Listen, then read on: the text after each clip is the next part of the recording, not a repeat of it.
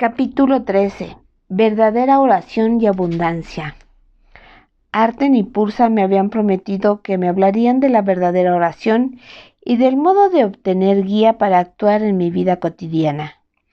Pensé que este podría ser el tema de nuestra siguiente conversación, porque hacía poco había sentido el deseo de dedicar tiempo a estudiar y aplicar uno de los folletos relacionados con el curso, la canción de oración, que también trataba de estos temas.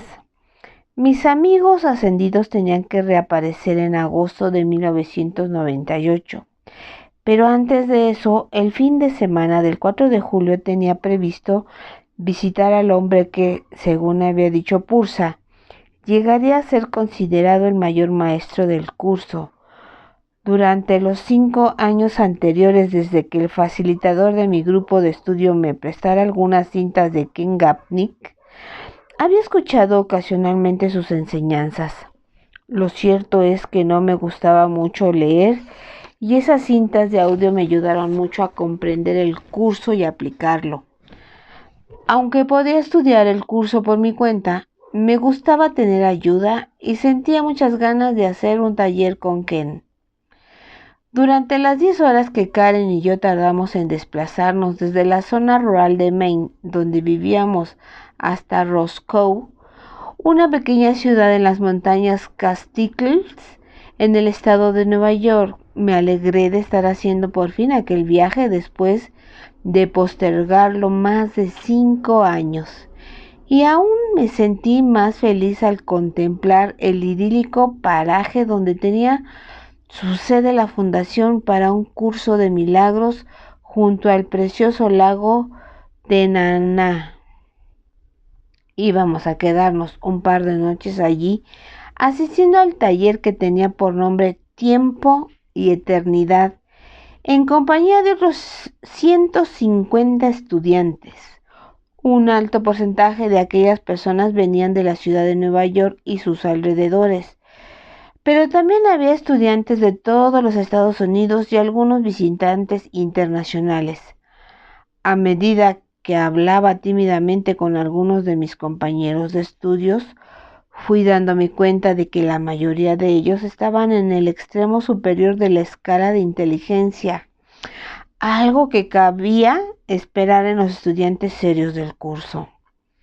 En los 3 días que pasamos en Roscoe, tuve ocasión de conocer personalmente a Kenneth y hablé con él un par de veces en el comedor. 2 de las cosas que más me sorprendieron fueron que su estilo relajado y su excelente sentido del humor, rasgos que no resultaban tan evidentes en las cintas grabadas. Aunque en realidad no es posible expresar con palabras una experiencia de estas características, baste decir que para mí el taller fue un acontecimiento transformador. Salí de ahí con la convicción de que si bien no siempre podía controlar lo que parece ocurrir en mi vida, sí podía controlar mi manera de contemplarlo y por lo tanto los sentimientos que suscitaba en mí. Un par de años después, en junio de 2000, fui a Roscoe para hacer un segundo taller con Ken. Entonces me sorprendió saber que la fundación se iba a Roscoe. Se iba de ahí y se trasladaba a la ciudad de Temecula, al sur de California, a más de 5,000 kilómetros de distancia.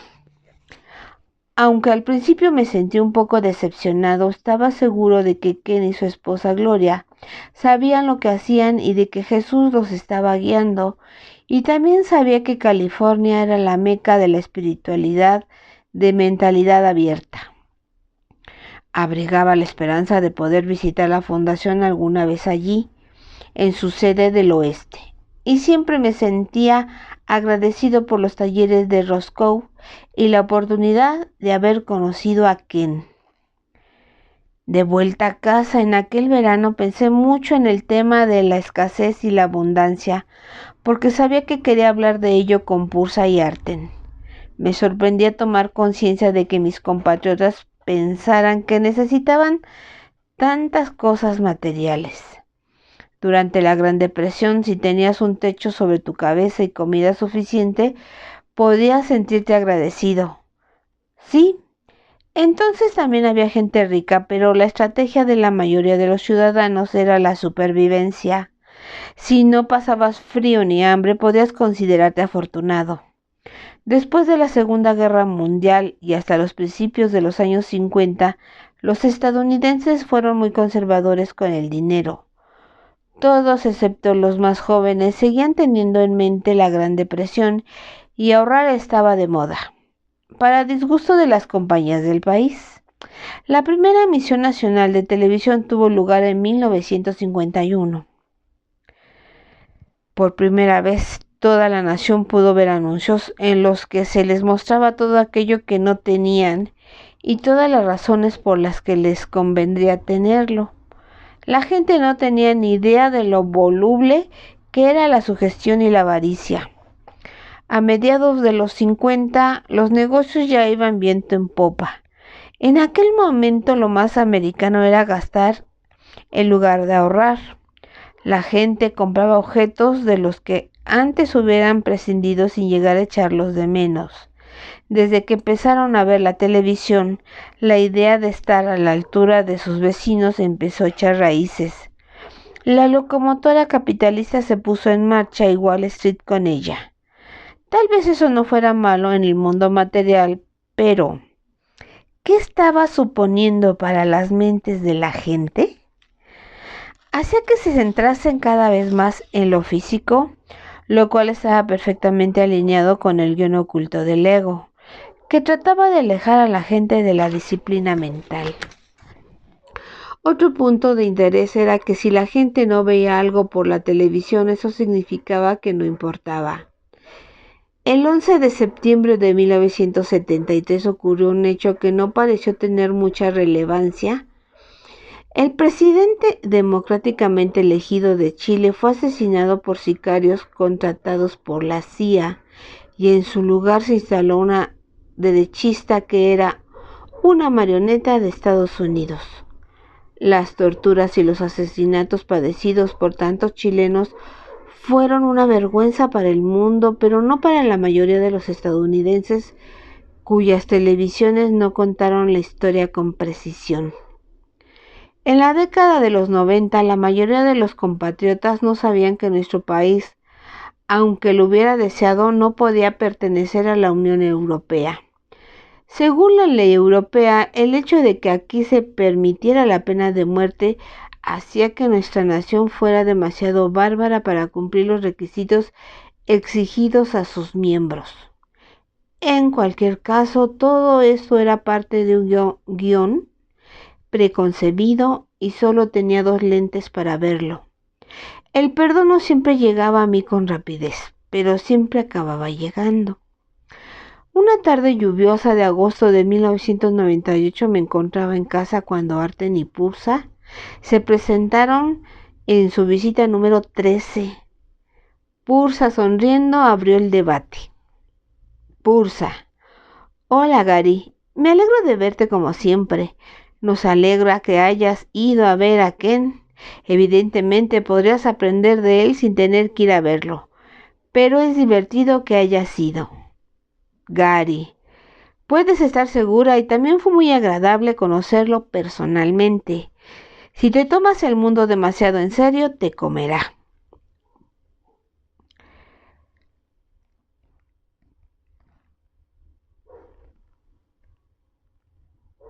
Gary: sí, ojalá que me acordara de reírme un poco más a menudo. Aún retraso demasiado el perdón algunas veces. Estoy seguro de que sabéis de qué quiero hablar hoy. Me gustaría mejorar mi capacidad de recibir guía y aprecio mucho que me contasteis mis actuales intereses. Pursa: todo es parte del plan. Vamos a hablar de una guía que no es de este mundo. Hoy nos quedaremos mucho tiempo, de modo que vayamos al grano. ¿Has leído el folleto La canción de oración? ¿Cierto? Claro, es una de mis lecturas favoritas. Pursa: Entonces hablemos de qué es la verdadera oración y de cómo puedes obtener beneficios secundarios de ella cuando no tratas de conseguirlos. Gary, ¿puedo plantearte antes una pregunta rápida? Arten, ¿solo venimos a servir? Gary, bien. He estado pensando en la devoción de los verdaderos mensajeros espirituales, desde San Francisco hasta la Madre de Teresa, y esto hace que me pregunte si verdaderamente merezco ser un mensajero de Dios. A veces no soy muy devoto, ¿sabes? Arten, esto es algo que has de recordar siempre. La prueba de tu devoción es tu perdón. Ahora estás muy acostumbrado a perdonar y olvidas que antes no era algo natural para ti. Cada vez que perdonas, piensa en ello como si fuera un regalo que te haces a ti mismo y a Dios. Te irá bien, Gary. Gracias, lo intentaré. Pero también siento que no tengo el impulso necesario para escribir nuestro libro o para ir por ahí intentando ser un portavoz del curso. No tengo buena voz. Arten, no tienes que hacer eso si no lo deseas, pero si eliges hacerlo, recuerda esto. Moisés no tenía muy buena voz. Hitler sí. Lo importante es el mensaje, no la forma que tome. Si lo intentas, podrías llevarte una sorpresa. Simplemente recuerda que te estás hablando a ti mismo. No hay nadie allá afuera y puedes recordar este hecho en cualquier momento que lo desees. Y en cuanto al impulso, tanto si se trata del impulso de hacer el amor como del impulso de trabajar, la gente lo tiene porque teme a la muerte. Tienen un plazo dado, por así decirlo. En el caso de un haragán como tú, el miedo a la muerte adopta otras formas. Cuando surja, recuerda lo erróneo que es tu miedo a la muerte y tu miedo a Dios. Gary, en realidad, siento ese miedo respecto a no poder vivir en Hawái. Creo que lo he deseado más de lo que creía. Arten, no deberías sentirte culpable por desear vivir allí. ¿Por qué no ibas a hacerlo? Todo el mundo tiene que vivir en alguna parte. Es una simple preferencia. ¿Por qué darle tanta importancia? Las ballenas son lo suficientemente inteligentes como para ir allí en invierno. ¿Por qué no debería hacerlo un piscis tan majo como tú? Gary, aún no tengo los medios para quedarme allí una larga temporada. Arten, eso es porque has estado poniendo el carro por delante del caballo. Por suerte para ti, hoy vamos a hablar de cómo poner el caballo delante del carro. Pursa, una de las cosas que tienes que entender es que eres inocente, independientemente de lo que parezca ocurrir en tu vida. Algunas personas se sienten culpables por ser pobres y otras se sienten culpables por ser ricas. ¿No crees que has sido ambas cosas, rico y pobre, en tus numerosas vidas oníricas? Sin embargo, ninguna de ellas es verdad, es solo un sueño. Como hemos sugerido, si tienes bien incorporadas las bases del sistema de pensamiento del curso, deberías ser capaz de aplicar lo aprendido a cualquier cosa. Por ejemplo, cuando tengas un profundo deseo de algo, debes de estar pensando que eres un cuerpo, o que de algún modo estás separado de Dios. ¿De qué otro modo podrías desear algo?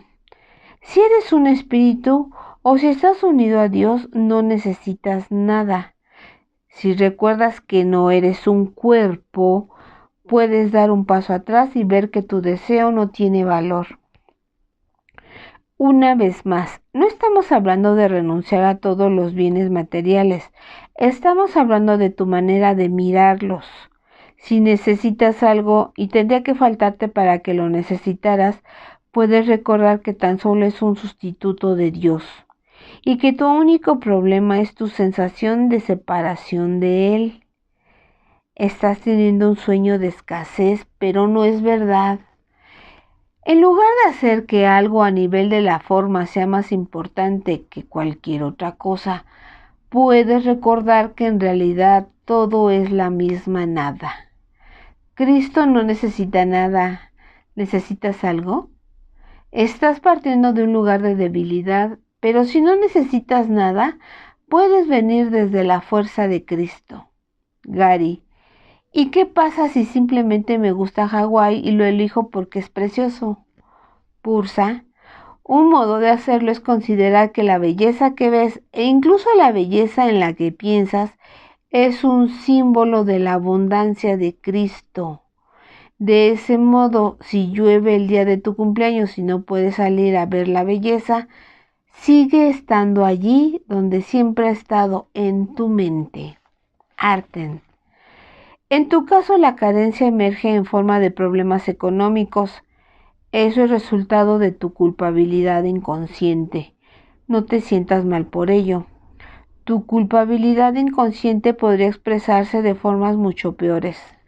Por ejemplo, es preferible lo que te sucede que tener graves problemas de salud y muchas otras dificultades con las que la gente tiene que enfrentarse.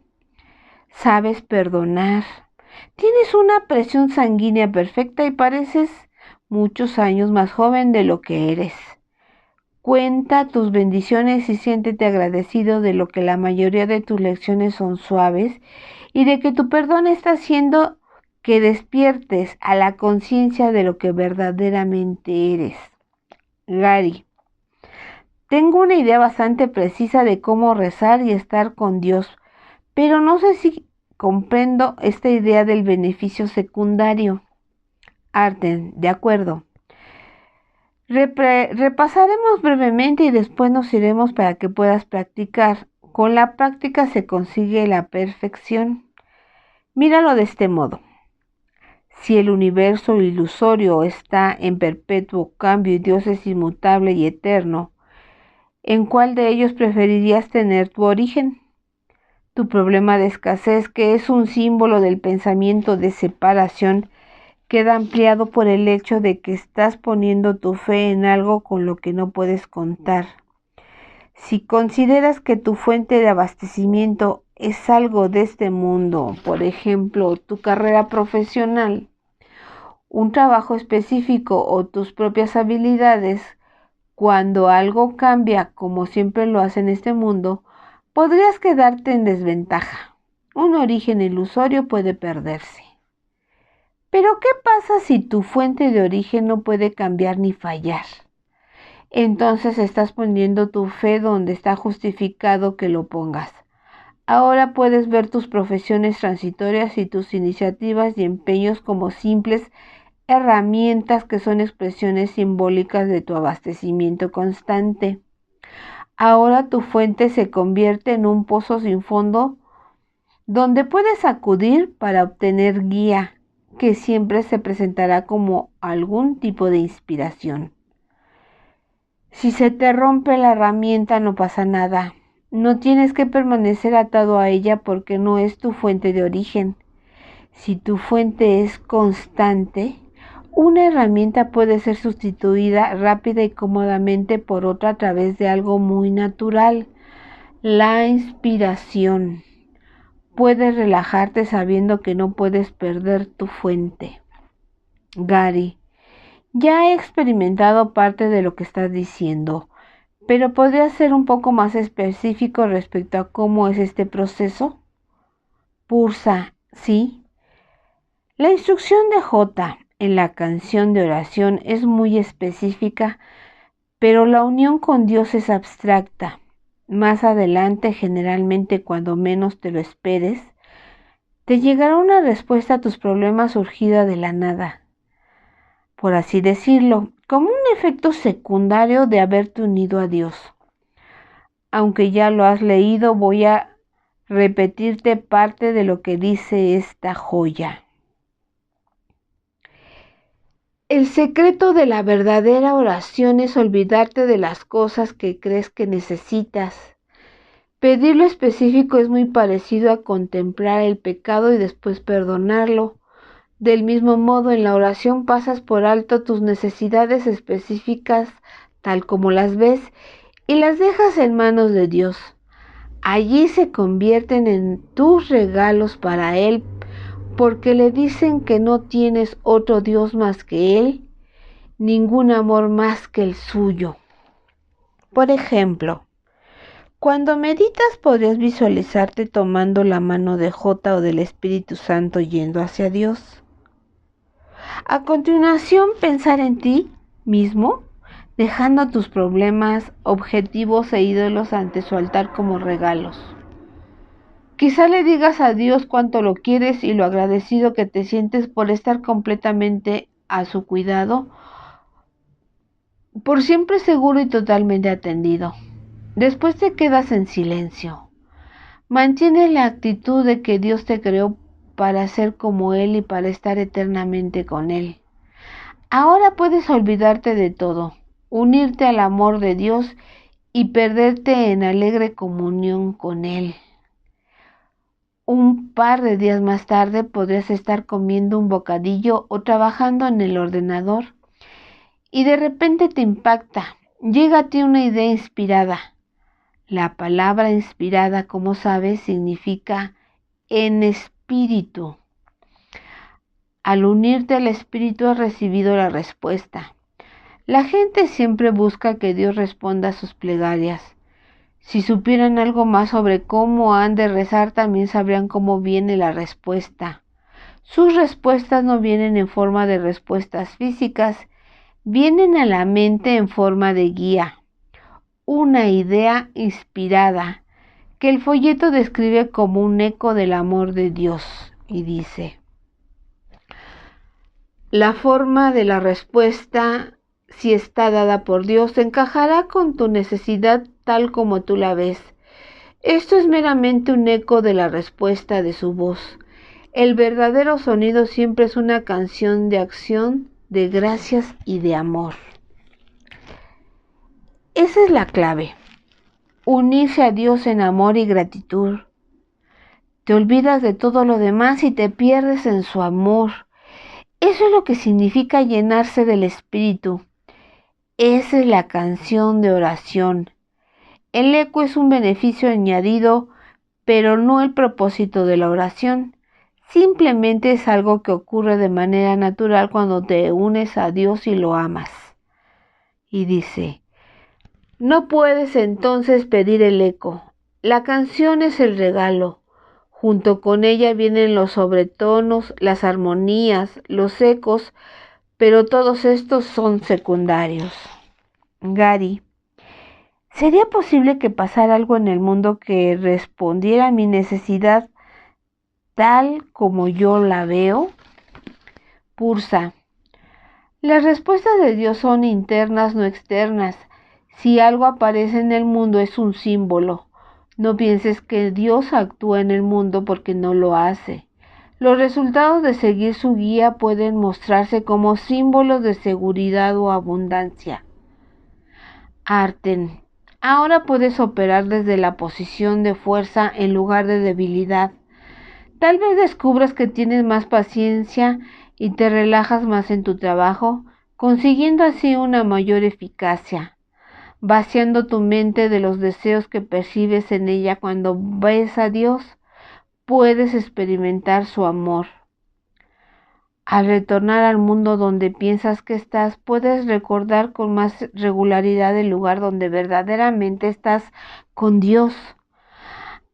A veces verás de manera muy clara y natural lo que deberías hacer en el mundo para resolver tus problemas. O si tienes que afrontar una decisión importante, ¿en qué sentido debes decidir? La prueba más contundente de la validez de este método será que funciona. A medida que aceptes los regalos de tu Padre, recuerda que estás eternamente con Él. Dios solo responde para la eternidad, pero aún así, todas las pequeñas respuestas están contenidas en esto. Pursa, ahora te vamos a dejar, pero solo en la forma. Cuando desaparezcamos queremos que te unas con Dios y nosotros estaremos allí. Cuando vas a Dios no estás tratando de conseguir nada, simplemente lo amas. Al hacerlo te das cuenta de que eres amado por Él y ahora por toda la eternidad. En la verdadera plegaria solo oyes la canción, todo el resto es mero añadido. Has buscado primero el reino del cielo y todo lo demás se te ha dado por añadidura.